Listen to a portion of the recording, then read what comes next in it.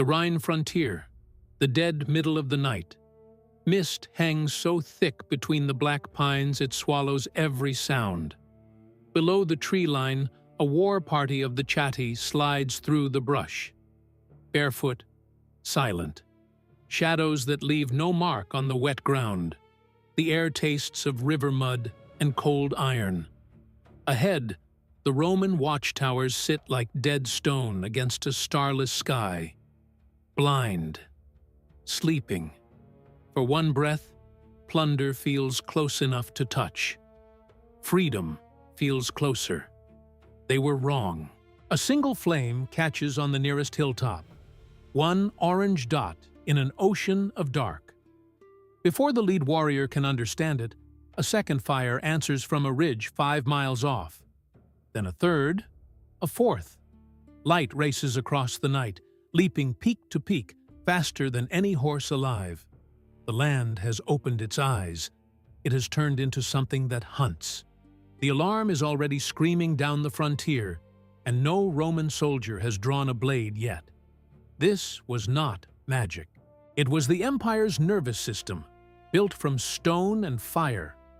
The Romans called them speculae, signal towers strung across the horizon, made not to carry words, but to carry death.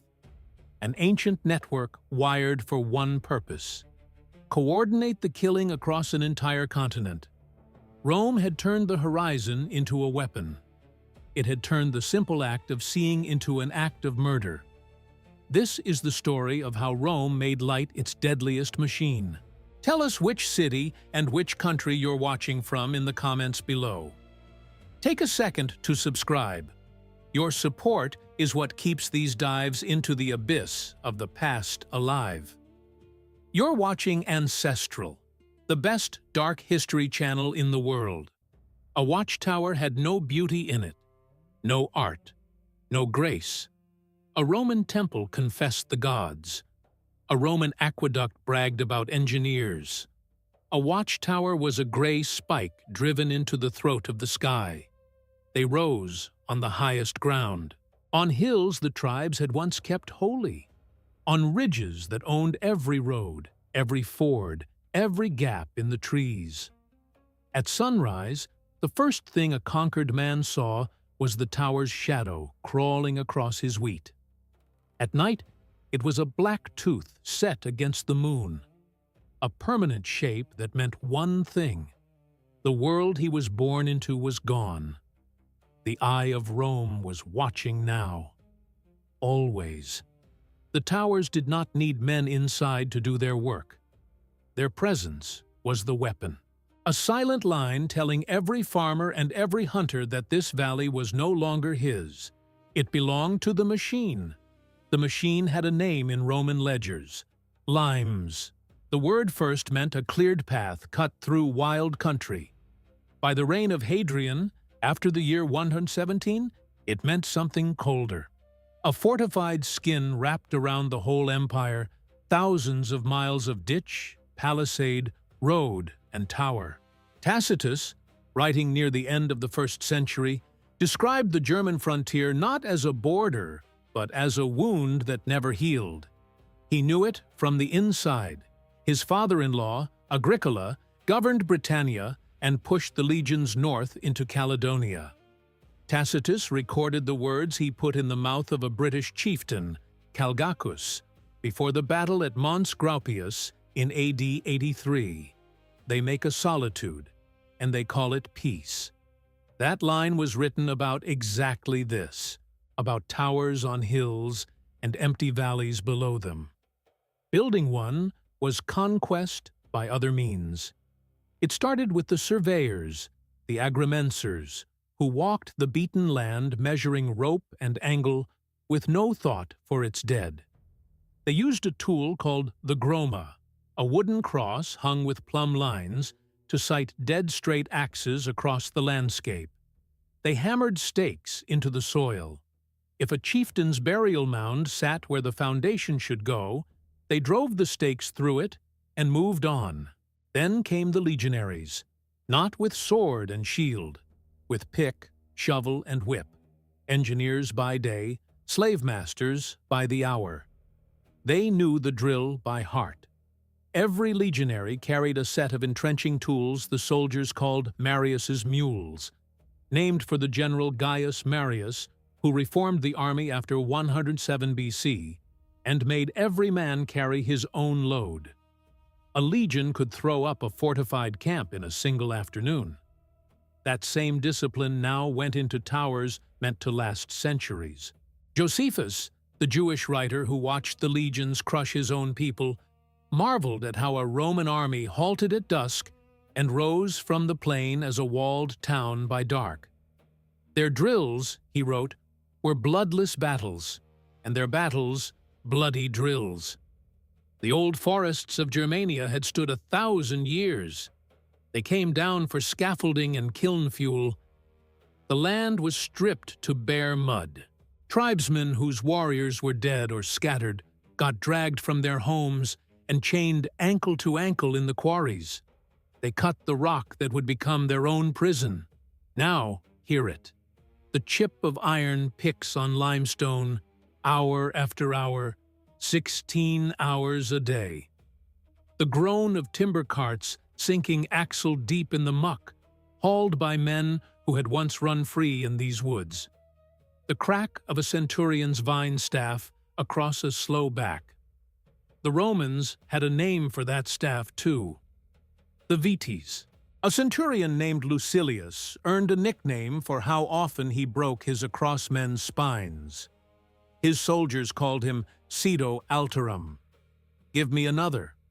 When the legions on the Rhine mutinied in AD 14, after Augustus died, Tacitus tells us they hunted Lucilius down and killed him first. The vine staff cut both ways.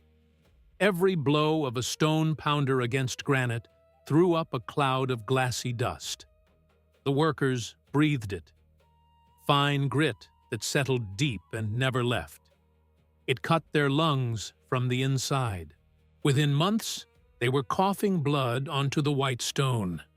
They were carving their own headstone, and Rome charged them for it in breath. No one celebrated when a tower was finished. Instead, a pit was filled. The builders went into it. The men worked to death, raising the walls. The structure was blessed in local blood before a single Roman ever climbed the stairs. And the men who did climb them? Life inside a stone box was grim and full of dread. The garrisons were auxiliaries, Gauls, Thracians, Batavians, men from one crushed province sent to guard another, on purpose, so no bond could grow between guard and prisoner. It was a deliberate rule. The Batavians, a tribe from the Rhine Delta, made some of Rome's best soldiers, and knew it. Cassius Dio describes them swimming rivers in full armor, keeping formation in the current. In AD 69, the year 4 emperors fought over the throne, a Batavian noble named Julius Civilis turned that skill against Rome and nearly tore the whole northern frontier loose. Tacitus wrote his rebellion down in detail. Civilis had lost an eye and, the historian says, compared himself to one-eyed generals of old to shame the men who followed him.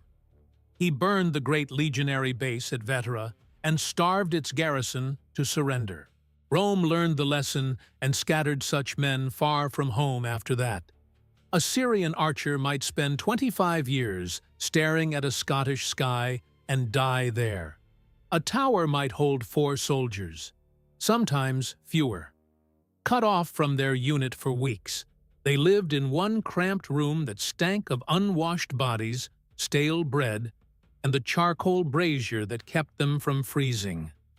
We know what filled their days because their words survive. At Vindolanda, a fort just behind Hadrian's wall, archaeologists pulled hundreds of thin wooden tablets from the wet ground. Soldiers wrote on them in ink. One begs for more beer. One thanks a friend for sending socks and underpants against the cold. A woman named Claudia Severa wrote to another officer's wife, Sulpicia Lepidina, inviting her to a birthday party. It is the oldest surviving letter in a woman's hand in Latin, written on the edge of the world. Another tablet sneers at the local Britons, calling them Britunculi, the wretched little Britons, and mocks how they fight without proper armor. One officer's report counts the men fit for duty and the men sick, and lists among the sick those with inflamed eyes ruined by staring at the horizon in every weather. The wind never stopped. It moaned through the arrow slits, a sound that wore a man down until his own thoughts turned strange. Boredom was a living thing. The same empty ridgeline every dawn, the same river bending the same way, the same silence. Their whole world narrowed to that stone room and one task: watch. Watch the horizon for dust. Watch the trees for movement. Watch the next tower in the chain, a distant speck that was their only thread back to the empire. They were not there to win a fight. 50 raiders could take the position in minutes. They were not a defense.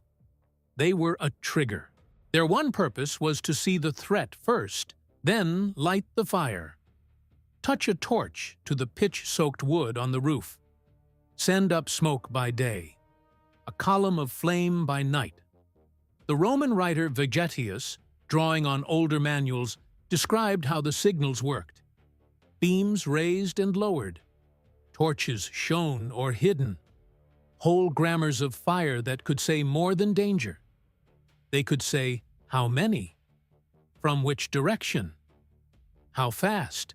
The Greek historian Polybius, centuries earlier, had already written down a fire code that turned flames into an alphabet, letter by letter. A message crossed 100 miles of frontier in the time it took a rider to saddle a horse. Light the signal, and you sentence the people in the valley below to the legion's sword.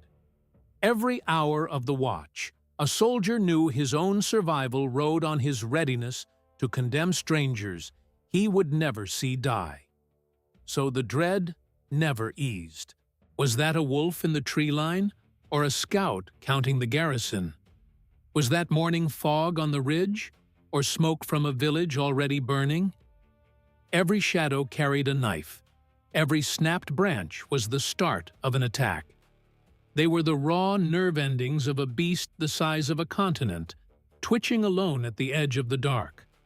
The fear was not empty. In AD 9, 3 whole legions vanished in the German forest. Publius Quinctilius Varus led them into the Teutoburg woods on the word of a trusted ally, a German prince named Arminius, who had served in the Roman army and knew exactly how it moved. Arminius turned on him.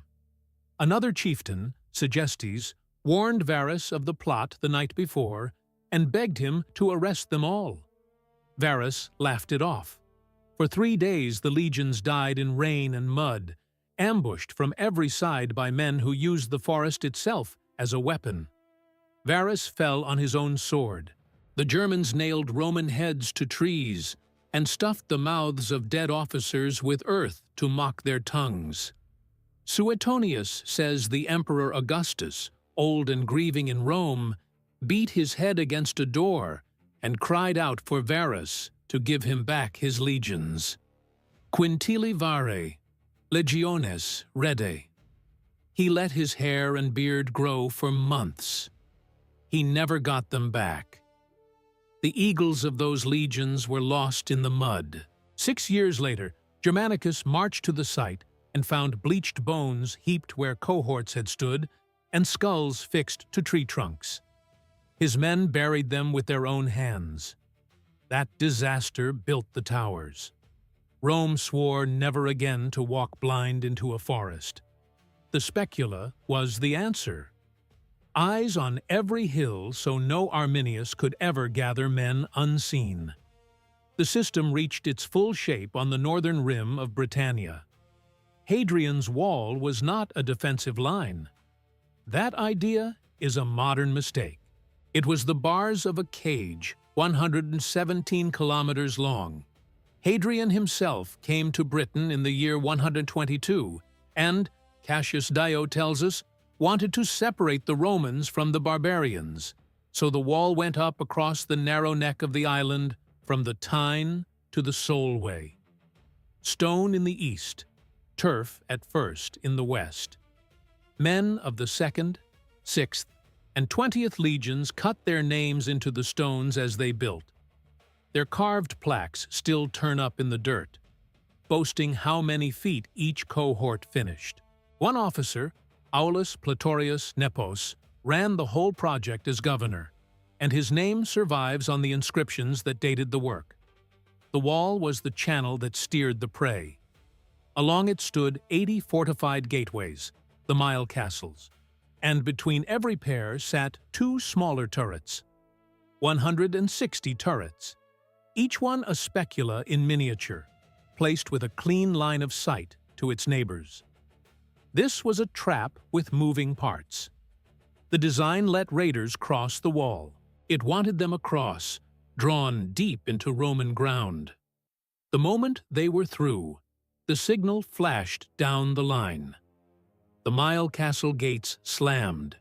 From the great forts behind the wall, places like Vercovicium and Silurnum on the North Tyne, cohorts of infantry and wings of cavalry poured out. At Vercovicium sat a unit raised far to the east, near the mouth of the Tigris. The wall's edge held men who had grown up under a desert sun. They now watched sleet blow across a Northumberland moor.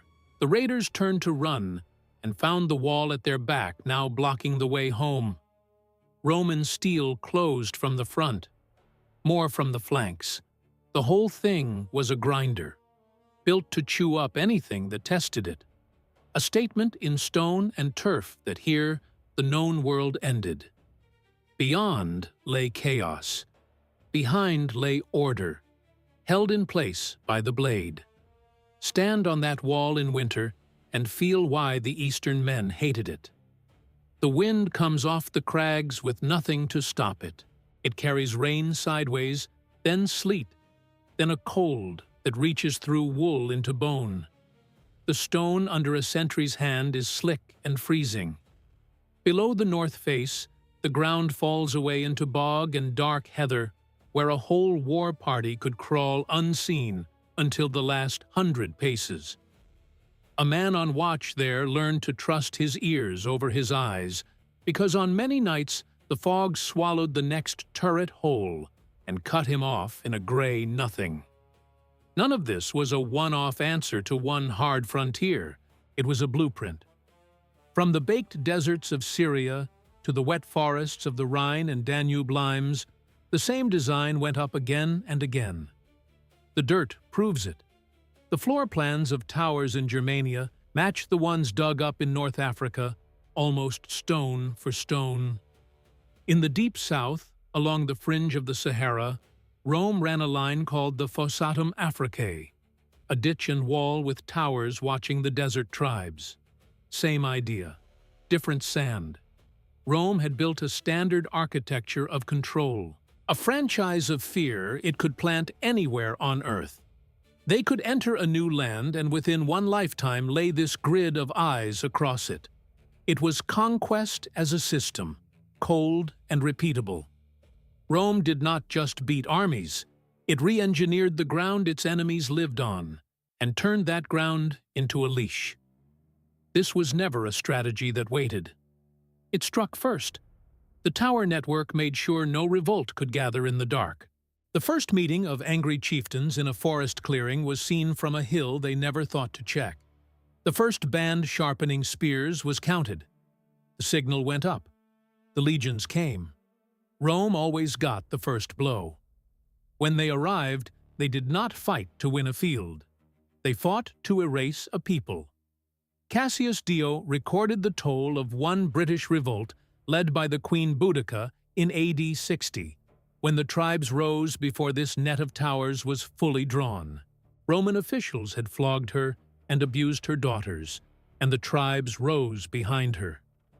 70,000 dead in the sacked cities, Dio wrote, and worse done to the captives on both sides.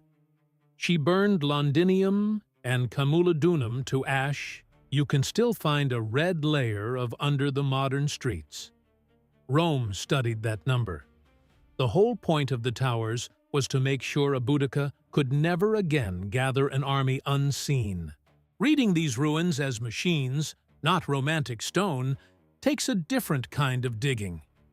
It means stepping past the parade of emperors and set-piece battles to stare at the grim gears of power underneath.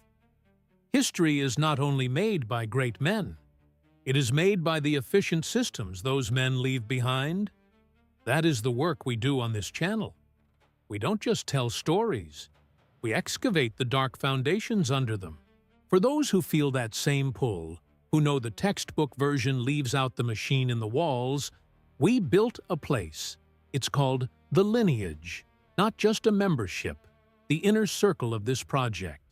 Join, and you stop being a viewer and become one of us. A direct hand keeping these investigations deep and honest. You get early access to our documentaries and a seat with the people keeping this history alive. If the mission speaks to you, click the link below and take your place in the lineage. Now, picture the man on the platform. The wind drags at his wool cloak. It is the hour before dawn. Below him, the world is a gray sea of mist. He has stood watch 6 hours, his eyes raw from feeding on the dark. He is a Tungrian, born on the Rhine, and he has not seen his home river in 11 years. In his hand, a single heavy torch, its head bound in pitch-soaked rag. Beside the torch sits a clay lamp and a striker, kept dry under his cloak, because a wet flame on this hill means dead men in the valley. He is cold, he is tired, he is awake. In the valley, something moves, a flicker of metal, the glint of a helmet catching the first thin light. Not a deer, not a Roman patrol. He counts. 1 shape, then 5, then more than he can hold in his head. He turns to the decurion beside him. He says nothing. The officer looks once at the valley, once at the sky lightening in the east, and gives a single sharp nod. The soldier's grip closes hard on the torch. He knows what comes next. He is about to send a message with no words in it. A message made of fire, and it will be answered in steel. The signal that leaps from that first hill is not a word. It is an order with the poetry burned out of it. Skip the clever alphabet codes the Greek historian Polybius set down in the 2nd century BC, the neat grid of torches that could spell out any letter. Polybius built his system on the work of Aeneas Tacticus before him. It was a scholar's marvel. 2 groups of torches, one for the row of letters and one for the column, spelling words across the dark. It worked, and it was slow, and it demanded a calm mind at both ends. It was a toy for diplomats trading careful phrases across a siege. It was not the tongue of the Roman frontier. The army did not need to write letters on the sky. It needed a vocabulary of violence, a code with one job: say, kill. Say it now. The code was not written in ink. It was written in fire, and its only grammar was action. There was no room for a mistake. A torch held wrong, a breath of hesitation, and an ambush became a slaughter of your own garrison. The men who ran the system had names and ranks. The tesserarius carried the day's watchword, the tessera, a small clay or wax tablet passed hand to hand, so no stranger could bluff his way past a gate at night. The cornisons sounded the curved horn that turned a light signal into a sound the whole fort could obey. They were drilled until the code lived in their spine. They did not think. They saw, and their hands moved. Picture the code book, not soft papyrus, but thick wax tablets, chained to the tower wall, the letters cut deep into the blackened surface. A plain and grim document. 1 torch, lit and held still. Minor incursion. Sector Gamma. 20 enemies or fewer. Send a patrol from the nearest mile castle. 2 torches, raised and held high. Major incursion. More than 100. The answer is already fixed. Open the gates at Vercovicium. Loose the first cohort of Tungrians. Engage and destroy. 3 torches, raised and dropped in a slow beat, over and over. Total war. A legion is needed. That last one emptied the barracks at Eboracum or Diva Victrix. Eboracum guarded the 6th Legion, Victrix, brought over by Hadrian himself. Diva held the 20th, Valeria Victrix, the men who had helped crush Boudica 2 generations before. 5,000 armed men could be on the road within the hour, marching to the edge of the world. Other signals said other things. A pillar of black smoke by day meant the enemy had broken through and was burning the farms. Send the cavalry. A run of flashes off a polished shield meant they were fleeing for the river. Block the crossing at Salernum, where a stone bridge carried the road across the North Tyne, and the abutments still stand today. Every signal was a loaded weapon.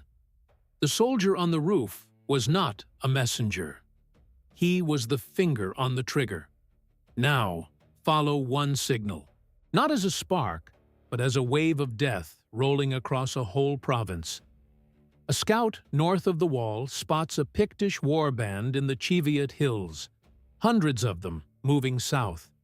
He smells the wet bracken and the peat smoke of a distant fire, and under it the sound of too many feet on soft ground. He runs to his turret. He has no full brazier, only a torch. He lights it and swings it in the set pattern. Large war band, moving fast. Western sector. 2 miles off, the man in the next turret catches the frantic motion. He does not wait to confirm. He does not need the details. He copies the pattern and throws it to the next tower. Now the message runs at the speed of light. Turret to turret, a pulse of pure information. The Picts, still miles out, do not know the land itself is selling them out. The signal reaches the mile castle at Caulfields, where the wall runs the crest of the Wyn Sill and the ground falls away in a cliff to the north. The centurion reads it. His orders are cut into the wax in front of him. He shouts. His men swing the north gates shut into a solid wall of oak. Then he sends a runner to the south gate, and the small cavalry troop there mounts up to ride west and shadow the raiders from beyond the ridge line, unseen. The signal keeps moving. It reaches the fort at Housesteads, called Vercovicium, set on a saddle of high ground with a view for miles. The commander there has a different order. He puts 2 cohorts of infantry on the road, 800 men, not to meet the warband, but to march a parallel line and cork the passes leading back north. The trap is closing before the Picts have even seen a Roman. By the time the message reaches the legionary headquarters 50 miles back, the field commander already knows the escape routes are sealed and a screening force is in place. He sends his heavy infantry not to a smudge on a map, but to one exact spot. There they will stand as the anvil. The warband will be the metal. The hammer is already on the road. The men marching south just have not heard the sentence yet. This is how Agricola fought. Tacitus tells us that at Mons Graupius in AD 83, the general held his legions in reserve and let the auxiliaries do the killing, so the victory would cost no citizen blood. He put 4 cohorts of Batavians and 2 of Tungrians in the front and drove the Caledonians uphill. When the northern line broke and tried to flee into the woods, Agricola sent his cavalry around the flanks to run them down. 10,000 of the enemy fell, Tacitus wrote, and 360 Romans. The next morning, he says, silence lay over the empty hills, houses smoked in the distance, and scouts found no one. The signal net was built to make that kind of encirclement the rule, not the lucky exception. The gear that carried all this was as plain as the code. By day they used the clypeus, the standard legionary shield. But some shields were kept only for signaling, their bronze faces buffed to a mirror. A signaler caught the sun on that curve and threw a flash of blinding light across a valley in an instant. A glint of bronze on a far hill was a death warrant. By night, and in bad weather, there was the brazier. No delicate tripod, an iron basket that swallowed 100 pounds of fuel. And the fuel was a foul brew. Dry wood, yes, but also pitch, animal fat, and sulfur, mixed to burn hot and hold a hard orange flame. It threw up a column of oily black smoke by day that could be read for 20 miles. The glow at night carried just as far across clear air. It was the promise of a massacre at first light. The man who tended it worked with a leather hood over his face and his eyes streaming, because the sulfur bit the back of the throat, and the fat spat burning drops that scarred any bare skin they touched. There was also a signal built into the towers themselves. Many of the timber towers on the German limes had a covered platform at the top and a beam mounted on a pivot that could be swung up or dropped like the arm of a crane. Vegetius, writing his military manual in the late Roman period, records that some stations passed word by these moving beams, raising and lowering them in patterns visible against the sky. It was the same idea as the torch, worked by muscle instead of flame, and it could be read in daylight when a fire was useless. This was the machine that let one man in a tent behind the line swing several forts, and a legion as a single fist. He was not commanding soldiers. He was conducting a choir of slaughter. The whole point of it was a doctrine the Romans called vastatio. Tacitus laid it bare in his life of Agricola. The stripping of enemy land down to nothing. Not just beating an army, but erasing a people's power to go on existing. Agricola ran it through Caledonia, the Roman name for Scotland. The signal net was what made it work, at a scale never seen before. A vastatio began with the legions. The signals made it systematic. One order left the command post, and along a 50-mile front, the cohorts stepped off at the same hour. They put every village to the torch. They cut the throats of cattle and sheep, and left them swelling in the fields. They fired the grain stores and felled the sacred groves. The Druids' oak groves on the island of Mona had already gone this way in AD 60, when Suetonius Paulinus crossed the Menai Strait and cut them down while the priests screamed curses, and women in black ran through the ranks with torches. Tacitus tells it through the men who were there. He says the soldiers froze at the sight of the women and the raving priests, until the general shamed them forward, and then they burned the priests in their own sacred fires. The aim was always a wasteland. Tacitus wrote the line himself, in the mouth of the chieftain Calgacus. They make a desert, and they call it peace. The warriors who slipped the battle came home to ash. No roof, no seed, no herd. Winter did the rest. The network let a general orchestrate this like a surgeon, striking dozens of targets across hundreds of square miles in the same breath. It turned random looting into a synchronized clearing of the land. Industrial logic applied to wiping out a people. And it was not only pointed outward. When a legion mutinied or a province thought of revolt, the same eyes that watched the barbarians turned inward. The towers reported who met whom, and which road filled with men who should have been in the fields. Cassius Dio tells us that under the paranoid emperors, spies called frumentarii, once mere grain officers, spread across the provinces as informers. The signal net was the muscle behind that watching. It could put soldiers on any road within the hour. Rome had done this before it ever built a single tower in Britain. Julius Caesar, in his own account of the Gallic Wars, describes how the Gauls themselves used a chain of shouts, man to man across the fields, to spread word of a massacre at Cenabum in 52 BC. The news of the killing there, he says, reached the lands of the Arverni over 150 miles away by nightfall. It was that shout that lit the great revolt of Vercingetorix. Caesar took the folk method, the cry passed hand to hand, and Rome rebuilt it in stone and fire so that no message would ever be garbled, and no link would ever fall silent by choice. What had once raised rebellion, Rome turned into the tool that crushed it. The men who worked these stations left their mark.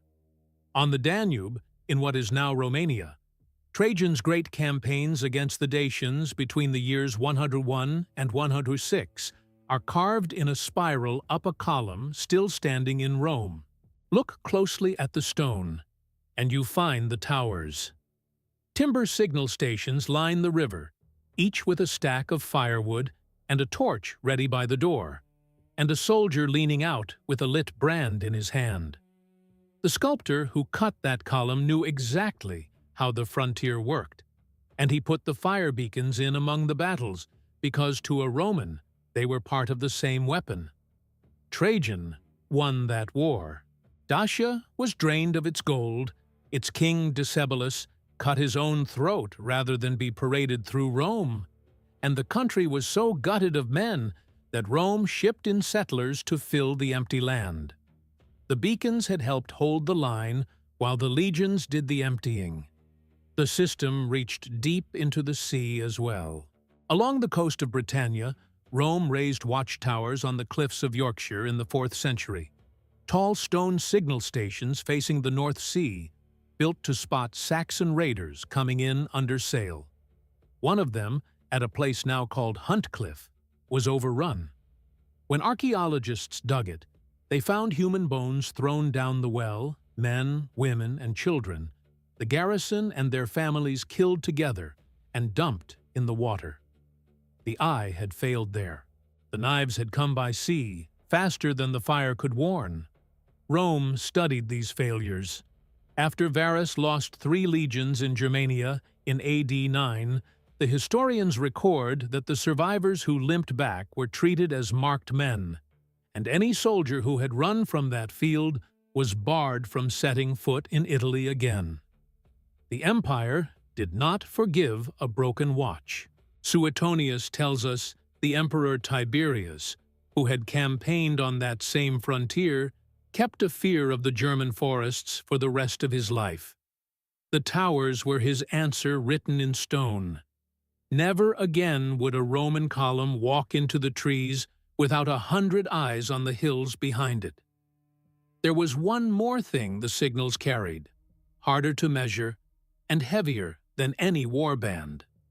They carried certainty. A tribesman crouched in the heather at night could look up and see the fires answering one another along the ridgeline, one after another, running off into the dark faster than he could count. He understood in that moment that he had already been seen. The war had begun before he raised his spear. The fires told him that resistance was not a battle to be fought, but a sentence already passed. That was the deepest weapon of all. Rome broke men's will before it broke their bodies. To feel how deep this cold method ran in the Roman mind, go to the source. The backbone of much you have heard here is Tacitus and his Agricola. It lifts the polished skin off the Pax Romana and shows the machine underneath. We have made that very text available to you right now. Click the View Products button on your screen. Holding this book is not just reading history. It is holding the primary evidence of this ancient terror in your hands. And it is not only the book. We have gathered a set of themed relics to go with it. I won't spoil what they are. Open the shop shelf on your screen and look for yourself. Explore the dark pieces we have collected to carry you deeper into the Roman war machine. Take a look now, while the story keeps moving. The system was perfect. So they believed. It was cold logic, straight lines, clean signals. But it ran through a world that owed it nothing. It was built on a promise of clear skies and a visible horizon. Rome could reshape the ground. Rome could not command the weather. And in the north of Britannia and Germania, the weather was a god of its own, a god of mist that rose off the Solway marshes and swallowed a whole stretch of wall by mid-morning, a god of rain driven flat by a wind that came off the North Sea with nothing to break it, a god of fog so thick a sentry could not see the next turret, could not see his own hand on the parapet, could not tell smoke from cloud. That god did not take Roman orders. The network was the empire's eye. Even an emperor's eye can be blinded. The men who lived on that wall knew the danger by heart. They knew which nights the fog would come, and they knew the enemy knew it too. In the winter of the year 180, Cassius Dio records, the tribes of the north crossed the wall in force, cut down a Roman general and the troops with him, and ravaged the land. Someone had picked the hour when the eye could not see. Somewhere across the wall, in the heather and the peat and the white blindness where the towers could see nothing at all, men who had counted the garrisons and learned the signals were sharpening iron and waiting for the weather to turn. The real power of this weapon was never its reach. It was its speed, the speed of a death sentence. Light moves at nearly 300,000 kilometers a second.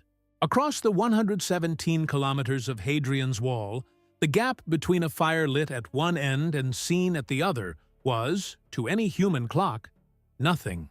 An alarm crossed the whole province of Britannia in under an hour. That is not an engineering marvel to admire. It is a tactical grave. Picture a band of Votadini warriors slipping across the wall near the Solway on a moonless night. They are skilled. They are silent. They are already deep in Roman ground. They push inland toward a lightly held supply depot they scouted weeks before. They march all night and into the morning, sure of their own stealth. They stop to eat their first meal, certain they have outrun the beast. They were eating inside the trap. Around a small smokeless fire, they hear it. A sound that does not belong in these hills. The steady beat of hobnailed boots on a paved Roman road, coming from the south, from the very direction they were headed. Then, another sound, the jingle of harness and the thud of hooves from the east, from the coast.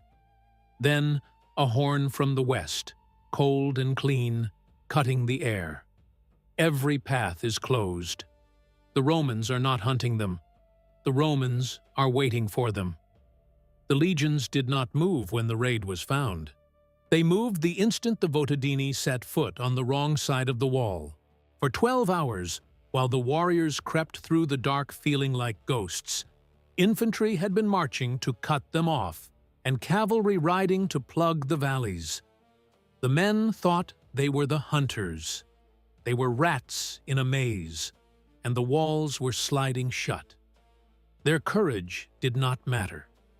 Their tracking skill was worthless. They lost to a thing made of stone and fire that thinks at the speed of light. They will die here, miles from home, out-thought, not out-fought. The wall itself made escape a fantasy. Behind the stone ran a deep ditch, the vallum, flat-bottomed and steep-sided, cut for miles through turf and rock. A war party that had climbed the wall going north now faced that ditch on the wrong side, with cavalry riding the military road that ran between the two. The land had been engineered to hold men in, not just to keep them out. Every field of this frontier was shaped to feed the trap. This machine reached its full weight far to the south, on the Danube, in the reign of Marcus Aurelius. In the year 170, a coalition of Germanic tribes came over the river, the Marcomanni, the Quadi, others behind them. This was not a raid, it was a flood. Tens of thousands of warriors seeking land and plunder. They had timed it well. They came while Rome was gutted by plague, the sickness soldiers had carried back from the Eastern wars, a fever that emptied whole towns and thinned the legions before a single spear was thrown. They swamped the border garrisons in one storm and broke through the outer line, their weight seemingly past stopping.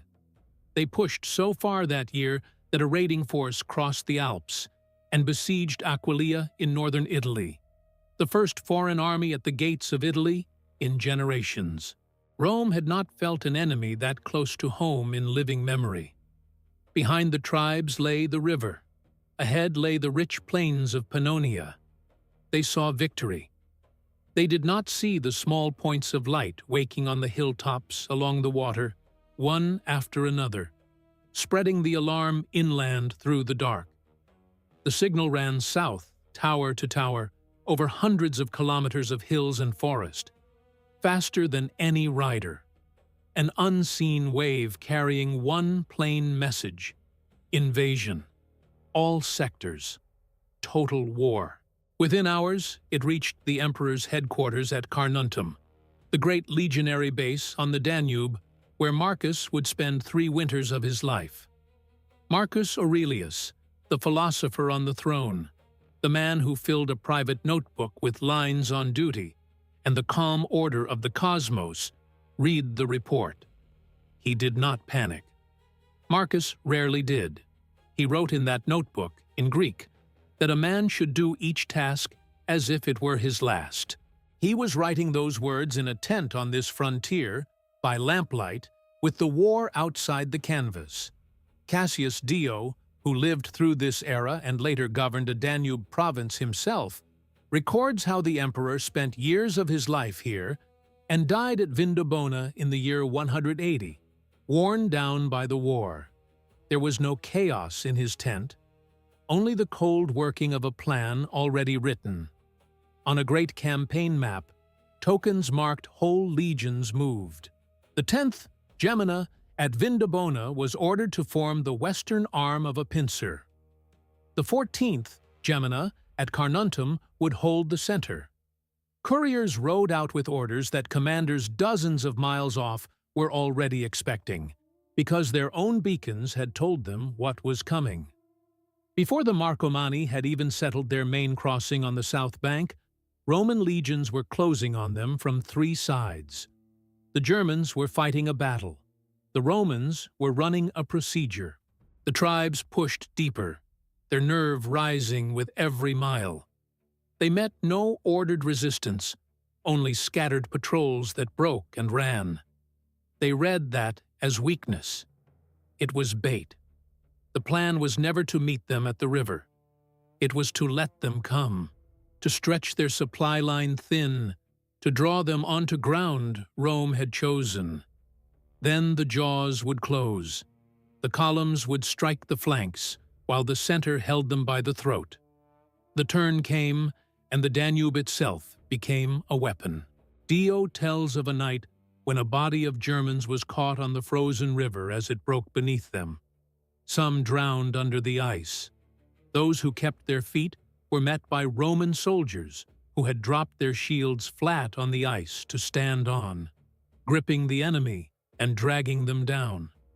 Men killed each other on a cracking sheet of river with the black water showing through. The tribes knew that country. It did not save them.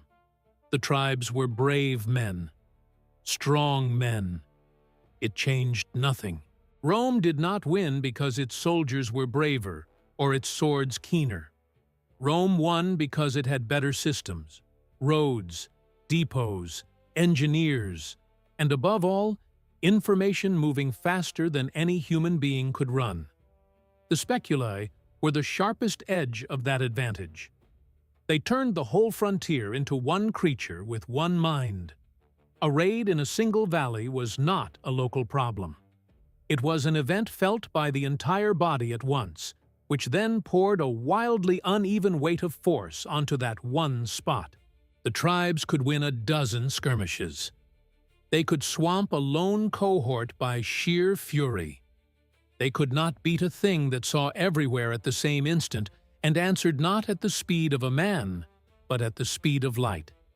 They had punched a blade and called it a fist. The war ground on for over a decade. When it finally broke the tribes, the terms were savage. Dio records that Marcus forced the Marcomanni to pull back from the riverbank, forbade them to settle within a set distance of the Danube, and demanded thousands of their young men as recruits, shipped off to serve Rome in Britain and other far provinces. Whole peoples were scattered on purpose so they could never gather again. The Quadi tried to migrate away rather than live under the terms, and Rome forbade even that. A people were denied the right to leave.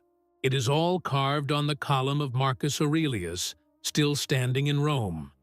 Climb it with your eye and you find villages burning, women led off in chains, and a scene that froze Roman soldiers cold. A rain miracle, they called it, when a storm broke over a legion dying of thirst and struck the enemy with lightning. Rome read that as the gods choosing sides. The tribes read the sky and knew they had lost even the weather. That was the hard truth of the frontier. A chieftain could raise his men to great courage. A warrior could be the strongest of his generation. None of it counted against the machine. The tribes fought a creature that had already read their minds. Rome had learned this arithmetic long before Marcus. Under Augustus, the geographer Strabo described the tribes beyond the Rhine as fierce and quick, but simple, easy to trap because they never guarded against the same trick twice. Rome built its whole frontier on that judgment. It did not need to outfight the barbarian. It needed only to outremember him, to hold in stone and record what the tribes carried only in memory and passed down by firelight. The tower was memory made permanent. It never slept, never forgot the road, never lost the count of men who had passed. The engineers even built the killing into peacetime. Between the campaigns, the towers logged the ordinary traffic of the frontier, the traders crossing at set points, the tribute driven in on the hoof, the tribesmen allowed over the line to sell hides and take Roman coin. Tacitus notes that Rome permitted certain Germans to cross the Rhine unarmed and by daylight, and only at guarded crossings.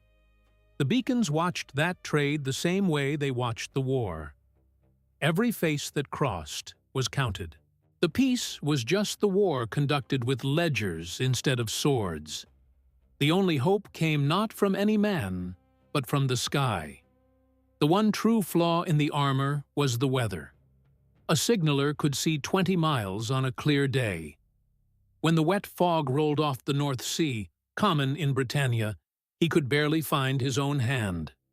A summer storm could black out the whole sky and drown any beacon in glare. A blizzard in the high alpine passes could bury a tower and cut it off for weeks.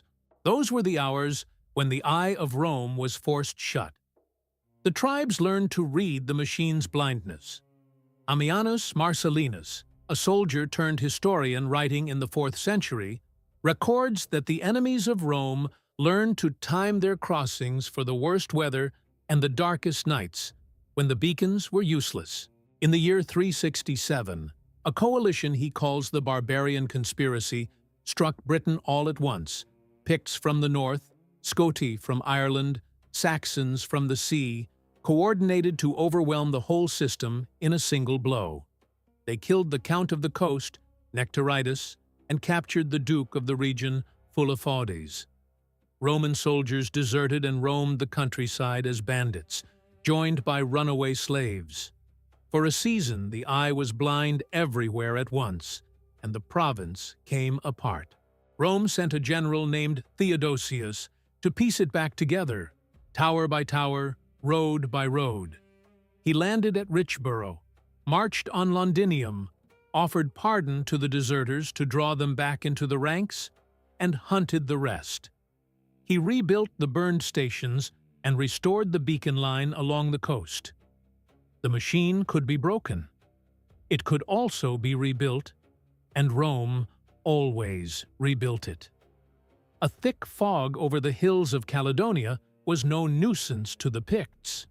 It was a gift. It was the one shield they owned against the gaze that never blinked. These were short, narrow windows, a time when a raid might actually land, a time when a rising might light its own fires before the machine saw the smoke and set its stone foot down. To an enemy of Rome, a gray, clouded sky was the finest sight in the world. For a few hours, it meant they were unseen. It meant they were free. In the end, the chain of towers tells the truth about the Pax Romana, the famous Roman peace. We are taught to see it as a golden age.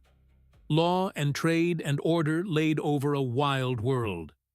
And for those at the center, for the citizens of Rome or Alexandria, it often was.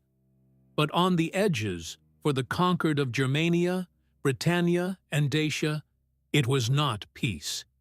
It was watching without end, held in place by the standing threat of instant, central, overwhelming violence.